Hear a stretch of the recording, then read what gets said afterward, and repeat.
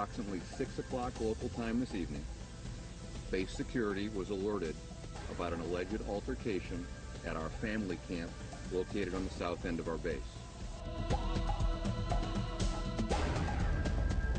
We've had a terrible tragedy here at Fort Hood today. The situation is ongoing, although I think we have positive news that we're very close to a resolution. The B-52 bomber loaded 6 air-launched cruise missiles under its wings, took off from Minot, North Dakota, flew the length of the United States to Barksdale, Louisiana. Army personnel whose jobs relate to killing the enemy are instead killing themselves at an alarming rate. We saw the numbers go up the last 4 years. We should have been more proactive, all of us, including me, in attacking this problem. An 8-year-old boy is dead after the boat he was on was struck by a Coast Guard vessel Sunday night in San Diego Harbor. The men and women of the Coast Guard would like to extend their profound condolences to the families involved in the tragic incident last night off of Harbor Island.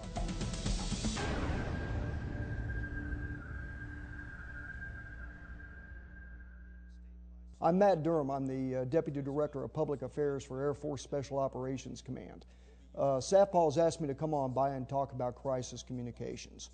One of the big myths about crises and communicating with them is they're unpredictable. That's true to a certain extent. Now, you can't predict where it's going to happen, you can't predict when it's going to happen, but you can predict that it will happen. In other words, do you think that the Air Force is going to lose an aircraft over the next couple of years, next 3 years and everything? Of course they are. Is there unfortunately going to be a major crime on an Air Force base? Sure there will be. Will there be some sort of environmental or weather problem? You betcha. So you can predict what's going to happen, you just can't predict when and where. So you probably ought to be prepared in case this misfortune, visits your base. One of the things you can do, believe it or not, is determine what is a crisis. Sometimes crises are, different things for different organizations. A lot of people say, well, it's always a loss of life. That's not necessarily true. I worked in a unit that a loss of life, while tragic, was considered kind of, the cost of doing business. So you've got to determine what is a crisis before you can start communicating. I'm going to go over the whiteboard and we'll talk about it. Probably the first thing you got to think about or worry about is what is a crisis. Crises are different things for different organizations. They vary. What's a crisis for Walmart is not a crisis for Disney World, which is not a crisis for the United States Air Force. And you say, well, there's some things that are crisis for everybody. That's not even true. You say, well, what about a loss of life? That's always a crisis. Sometimes tragic, but I've worked in a unit that is considered, it was tragic, but it wasn't a crisis. That was considered the cost of doing business. So the first thing you got to figure out is what unit, what's your culture, what is considered a crisis. Believe it or not, there's a formula for figuring out what a crisis is. This is your unit, or this is your, the Air Force, or whatever, however you want to put it. This is what you're considering. Then there's an event. The event could be anything. The event could be a weather-related problem, could be a murder, could be a loss of an aircraft, could be a lot of different things. But this is what makes it a crisis. You got emotion, goes over logic. That equals a crisis. What do I mean? Remember, you're going to be the face. And it's not just you. You're talking about VI, you're talking about a lot of people. You all represent the Air Force. You are the window into the Air Force. And if you don't react correctly and everything, there's going to be problems. All right, we kind of talk about a little bit what you can do pre-crisis. Now you talk about crash kits and all this other stuff. More than anything else, this is what I advise, is a lot of your crises are going to happen off base. If all crises happened on base and everything, it'd be a better world for us, but we can't guarantee that. So what we need to do is to start building relationships off base. Now, what am I talking about? I'm talking about the local cops, sheriff's department, fire department, the mayor's office. All these people usually have some sort of public communication people. If you don't know them, or you don't know their phone numbers, or their phone numbers aren't in your crash kit, How many times you go into a crash kit and it's got all the phone numbers for everything on base, but ain't got anything from off base? So the crisis happens off base. In other words, you got we'll use a plane crash. You got a plane crash that happens off base, and what, are you going to call the base theater? You're going to call the chow hall? No. You need to talk to the people in charge off base. Always better if you've got some sort of relationship with them, but if whatever's preventing, you're new, whatever, that kind of thing, what are you going to do? You can call them up, and that way you all establish communication with each other. So my advice to you is, if, in preparation for a crisis, get as many phone numbers from the outside and create as many relationships with the people in charge as you can, the public communications people. That will probably serve you better than just about anything else. All right, what do you do during a crisis? Look at this massive eraser I got here. Should only take about 20 minutes using this thing. There we go. There we go. Oh, my IFB. If you're wondering why I keep playing with my ear, there's a thing called an IFB, and this is what they're talking to me through. And if it pops out, now you always notice on a newscast or some people are standing there with their finger in there. That's because they're deathly afraid the IFB is going to pop out of their ear. So if you're wondering, why does that guy keep playing with his ear? That's the reason. Everything. All right, during the crisis, first thing you should do, start a log. Why should you start a log? What's the reason you should start a log? Well, there's going to be times where did we put a release out? When did we get this information? When did we get that information? That's going to be critical, not only during the crisis, but when you write up the after-action reports. How long did it take for us to do this? When did we get this, and when did we get it out? That type of thing. A log, probably more than anything else, will help you determine how long it took. And you can go back and say, we were good with this, but maybe not so good with that. We can work on, working on improving this process, improving this process. A log will help you out more than anything. Now, what's the first instinct when a crisis happens? Could be daytime, could be nighttime. We'll make it tough and say nighttime. What's the first thing everybody does? They get the recall roster. You get a phone call at 3 o'clock in the morning, and it says, we just had a plane go down just ran into an orphanage, and there's 22 people dead, that kind of thing. Holy crap, and everything. What are you going to do? Oh, hit the recall roster. Let's get everybody in as quick as possible. Don't do that. Don't call everybody up.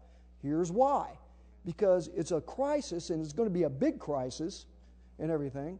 You're going to have to man that shop 24 hours a day. So what are you going to do? You're going to call everybody up, get everybody in there at 4 o'clock. Nothing much is going to happen for the first hour and a half. Everybody's going to be running around, bumping heads like empty coconuts running into each other and everything. And then when the crisis gets started and things get rolling and responders get out there, media find out about it, calling up, all right, then everybody's hitting the trail, everybody's working hard and everything. That'll go on for about 12 hours. The adrenaline will get you that far. Then you find out you've got to man the office for 24 hours. Who's going to stay? Who's going to be sharp enough, bright enough, awake enough to do that for 28, 36 hours? Can't be done. Here's what you do. You determine before the crisis who you're going to call. And don't call people and say, at 3 in the morning and say, hey, guess what? We just had a plane run into full of toxic waste just run into an orphanage. But don't worry about it. Go back to sleep and come on into work about noon tomorrow. That doesn't do anybody any good. They're going to wake up. They're going to come in to show how dedicated, hey, I want to be a part of the team. I don't want to miss this. No, don't worry, you won't miss it. You're just going to get to it a little bit later. Go on 12-hour shifts. Have your NCOIC or anybody, if there's 2 of you and everything, one take the first shift and the other one take the second shift, 12 hours. That will work out better. But everybody likes, no, let's get everybody in. And then you get everybody in, well, maybe you ought to go home or anything because you're going to have to work here later. Just don't call them up. Just don't call, let them come in at the standard, 8 o'clock, 7:30 or something like that. And you've been there for, at least you got 4 hours more that they've got some sleep, and you can work from there. All right. Here's a big one.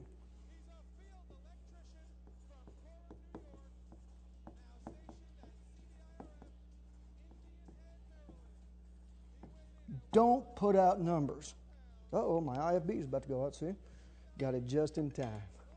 and everything. Don't put out numbers. What am I talking about? You'll get numbers when a crisis happens, like a plane crash or something like this. There'll be more numbers thrown around. You know, we got 14 dead and 10 injured. And then you put out a release. No, wait a minute, that was 10 dead and 14 injured. When you put out a number, that goes around the world. That'll go out because of the technology like that. And if that number is incorrect, you're going to spend days trying to correct that number. And you're going to see news services, you're going to see TV stations run the incorrect number. Your wing commander is not going to be very happy.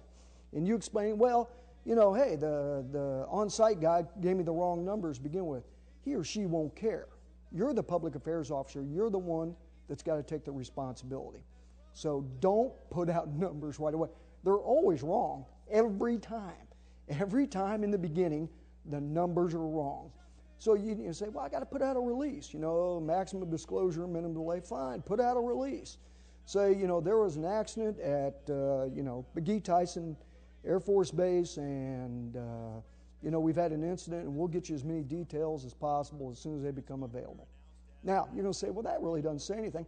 That's right. It really doesn't say anything. Why? Because you don't know for sure what has happened yet. You say, well, no, I'm getting these numbers. These guys are saying this or saying that, all this other stuff. I guarantee you, take it from somebody that's been there. I've been in a lot of crises, some of them not even my own cause and everything. The numbers are always wrong. All right. 3. Audiences. That's a bad 3. Let's not do that. There we go. 3.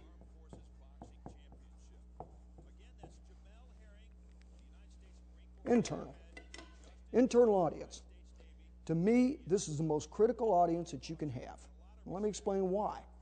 Because of the technology today, because of all the social networks, because of the Facebook, because of the Twitter, because of everything, you've got about 7,000 spokespersons on your air base. So this is the audience more than anybody else you ought to be concentrating on, is internal. A lot of people forget about that. Now, how can you get it out internally? Well, there's a lot of ways. You can put out a base-wide email. You can put on your own Facebook. In other words, a lot of bases have a standardized Facebook. There's a lot of things that you can do to get out the word to the internal audience. Because what are people off the base going to be doing? Does everybody know you personally? Are they going to be Twittering you or calling you up or doing it? No, they're going to be calling their friends on base. Say, hey, I heard X happened. What happened? Well, if the internal audience doesn't know, they're going to guess, just like the media. They're going to guess, and I almost guarantee you they're going to guess wrong, because rumors are going to fly all over the holy crap, you know, there's this, there's that, there's, you know, flames, fire, death, all this other stuff and everything. May not be the case, because, and they can't tell anybody that's not the case because they haven't got the word. So when you think of getting the word out, think internal. Think internal, because these are 7,000 spokespersons, 7,000 people that represent that base, 7,000 people with 50,000 friends, and then it kind of multiplies, you know, from there. So don't forget about the internal. In my way of thinking, they're the most important audience you can have in a crisis. But everybody thinks about what? That's right. Everybody's favorite, media.